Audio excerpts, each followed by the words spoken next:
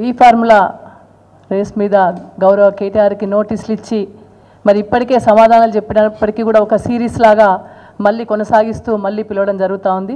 అంటే ఎప్పుడైతే ప్రజా పరిపాలన కుంటుబడి ఆయనకు అభివృద్ధి చేతగాక ఎప్పుడైతే ఒక డైవర్షన్ పాలిటిక్స్ చేయాలనుకుంటాడో అప్పుడు కేటీఆర్ గారి మీద కేసు, హరీష్ రావు గారి మీద కేసు, కేసీఆర్ గారి మీద కేసు, లేకుంటే ఊర్లలో కేసులు పెట్టే ఒక రేవంత్ ఫార్ములా ఫార్ములా పెట్టుకొని పరిపాలన కొనసాగిస్తున్నాడు రేవంత్ రెడ్డి గారు.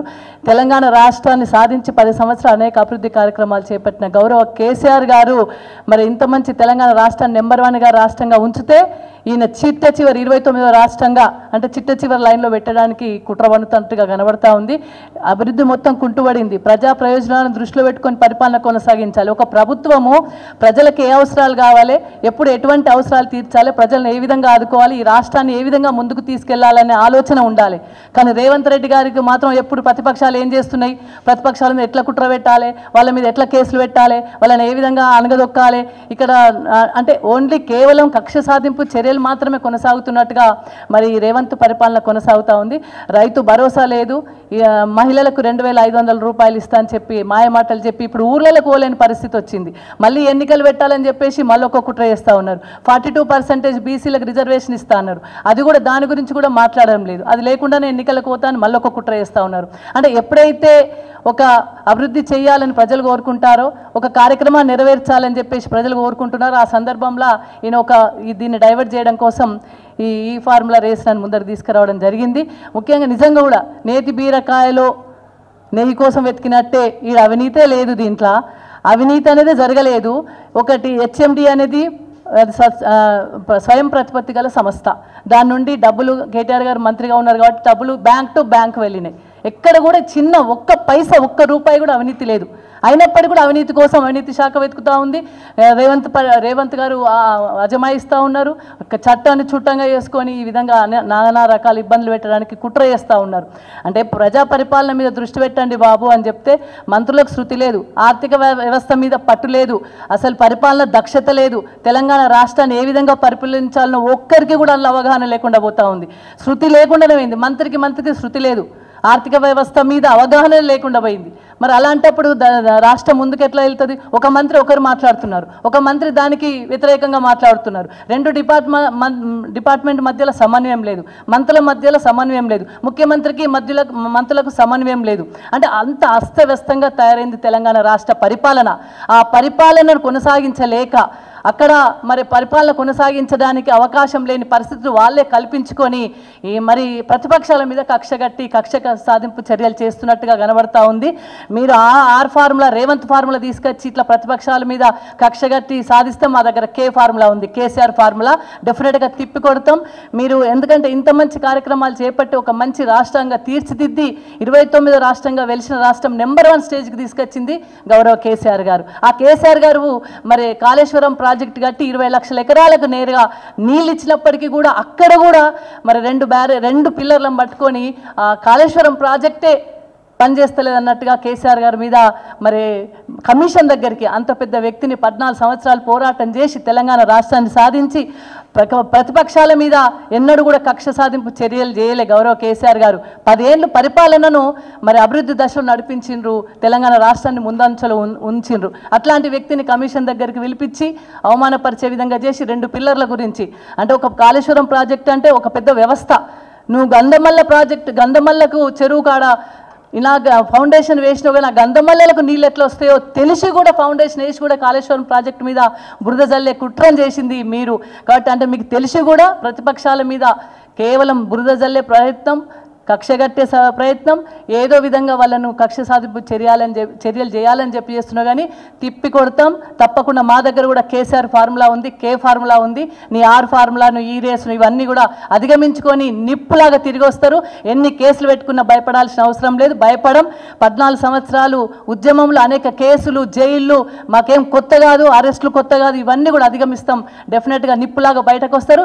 తెలంగాణ రాష్ట్రాన్ని భవిష్యత్తులో ఏలేది మరి తెలంగాణ రాష్ట్ర సమితి బీఆర్ఎస్ భారత రాష్ట్ర సమితి గౌరవ కేసీఆర్ గారే. మరి ఇవన్నీ కూడా తప్పకుండా దృష్టిలో పెట్టుకున్నాం. మీరు కక్ష సాధింపు చర్యలు బంద్ చేయండి. ఫస్ట్ మా మహిళలు అక్క చెల్లెలు ఎదురు చూస్తుండ్రు మరి 2500 కోసం, లేకుంటే కళ్యాణ లక్ష్మి పథకం కోసం, రైతు భరోసా కోసం మా రైతులు ఎదురు చూస్తుండ్రు. అక్కడ చూడండి, అక్కడ అక్కడ మాత్రం పనిచేస్తలేరు కానీ కక్ష సాధింపులకు చర్యలకు డైవర్షన్ పాలిటిక్స్ చేస్తూ ఉన్నారు. దయచేసి రేవంత్ రెడ్డి గారికి చెప్తున్నా ఇవన్నీ బంద్ చేసుకోండి. అదొక మంచి ఈ ఫార్ములా రేస్ అనేది తెలంగాణ రాష్ట్ర ప్రభుత్వం అప్పుడు గౌరవాన్ని పెంచే విధంగా ఇక్కడ పెట్టుబడి వచ్చే విధంగా చేసిందే తప్ప అక్కడ ఎటువంటి అవినీతి లేదు. అందులో ఏదో మైసూర్ పాక్లో మైసూర్ కోసం వెతికినట్టే ఉంది ఇక్కడ. ఎందుకంటే అవినీతి గురించి ఈ ఫార్ములా రేస్లో అవినీతి గురించి వెతికితే అవన్నీ కూడా ఉత్త శుద్ధ టైం పాస్, లేదంటే కేవలం కేటీఆర్ గారి మీద బురద జల్లే ప్రయత్నం, లేకుంటే ప్రతిపక్షాలు తొక్కిపెట్టే ప్రయత్నం కొనసాగుతుంది. కాబట్టి వాటన్నిటిని కూడా తిప్పికొడతాం. ఎటువంటి కేసులు పెట్టుకున్నా, ఇక ముందు ఎటువంటి కేసులు పెట్టుకున్నా ఎన్నిటికైనా తిప్పికొడతాం, అధిగమిస్తాం. నిప్పులాగా బయటకు వస్తారు. తెలంగాణ రాష్ట్ర ప్రజలను మళ్ళీ ఆదుకుంటామని చెప్పి సందర్భంగా తెలియజేస్తూ అందరికీ నమస్కారం. జై తెలంగాణ. కేటీఆర్ సార్ మీద మొన్ననేమో మన మాజీ ముఖ్యమంత్రి గవర్నీలో మన కేసీఆర్ సార్ మీద, హరీష్ రావు సార్ మీద, మరి అంతకుముందు మన కవిత మేడం మీద, అంటే వీళ్ళకు ఈ ప్రభుత్వానికి కేంద్ర ప్రభుత్వం కావచ్చు, మన రాష్ట్ర ప్రభుత్వంలో ఉన్నవంటి మరి ఈ ముఖ్యమంత్రి రేవంత్ రెడ్డి గారు ఆయనకు ఎప్పుడు కూడా కక్షపూర్తికంగా మరి కేసులు పెట్టడమే తప్ప కానీ అభివృద్ధి చేయడం తెలీదు. ఎందుకంటే ఈరోజు మరి ఒక స్థానిక సంస్థలు ఎలక్షన్ పెట్టడానికే భయపడుతున్నారు ఈ ప్రభుత్వంలో. ఒకరేమో మొన్న పంచాయతీరాజ్ మినిస్టర్ గారు ఏం చెప్తారు, ఆ సీతక్క గారు ఒక వారం రోజులకే నోటిఫికేషన్ పడుతుంది పంచాయతీరాజ్ స్థానిక సంస్థలకని మొన్న ఆమె చెప్తుంది. తర్వాత మన పొగులేటి మంత్రి గారు ఒక దిక్కు ఆయన చెప్తారు. తర్వాత మళ్ళీ పిసిసి అధ్యక్షుడు ఏం చెప్తారు, మరి క్యాబినెట్ మీటింగ్ తర్వాత చెప్పాలి కానీ ముందు ఎట్లా చెప్తారు అనేసి వాళ్ళ పిసిసి అధ్యక్షులు చెప్తారు.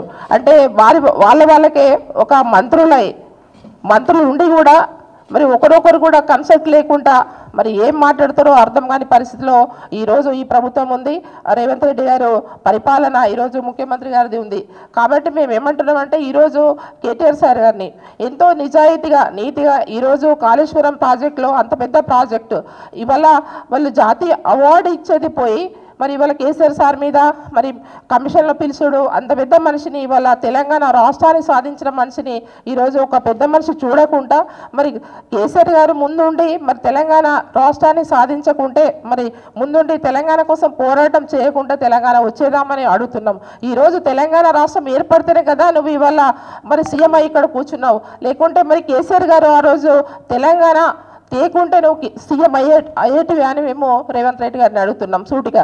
ఇప్పుడు ఏదైతే మన సీతక్క మాట్లాడుతుంది పదే అంటే సీతక్క గారు మీరు కూడా ఒక మహిళ ఉండి పదే ఒక మహిళని గౌరవించాలి. కానీ మరి మీ కేటీఆర్ గారిని మీ చెల్లె జైలుకు పోయి వచ్చింది, మీకు కూడా జైలుకు పోవాలనే ఉందా, తొందర ఉంది అని అంటుంది. అంటే ఎంతవరకు కరెక్ట్ అని మేము అడుగుతున్నాం. ఇవాళ ఒక నువ్వు మంత్రిగా ఉండి ఏం మాట్లాడుతున్నావు, దీన్ని మేము తీవ్రంగా ఖండిస్తున్నాం. ఎందుకంటే ఒక మంత్రిగా మాట్లాడే మాటలు కావు. ఇవాళ జైలుకు పంపిస్తామంటే ఇవాళ కేసులు పెట్టింది ఎవరు? ఇవాళ మీరు కాదా, మీ ప్రభుత్వం కాదా, మీ ముఖ్యమంత్రి కాదా? ఇవాళ ఏసీపీ ముందు పిలిచింది ఎవరు? మీరు కాదా? మరి ఏదైతే మొన్న కమిషన్ ముందు పిలిచింది మరి కేసీఆర్ సార్ని, తర్వాత హరీష్ రావు సార్ని మీరు కాదా? మేము అడుగుతున్నాం. బట్ మీరే కేసులు పెట్టి పంపిస్తారు, మళ్ళీ జైలుకు పోయే ఉంది, వాళ్ళకే ఉంది, మాకు కక్ష సాధింపులు లేవు అనేసి మళ్ళీ మీరే చెప్తారు. అంటే నిజంగా ఏం మాట్లాడుతూ అర్థం కాని పరిస్థితిలో వాళ్ళు ఉన్నారు. కాబట్టి ఆ విధంగా మాట్లాడుతుంది మరి సీతక్క. దీన్ని మేము తీవ్రంగా ఆ సీతక్క మాట్లాడిన వంటి మాటల్ని మేము ఖండిస్తున్నాం.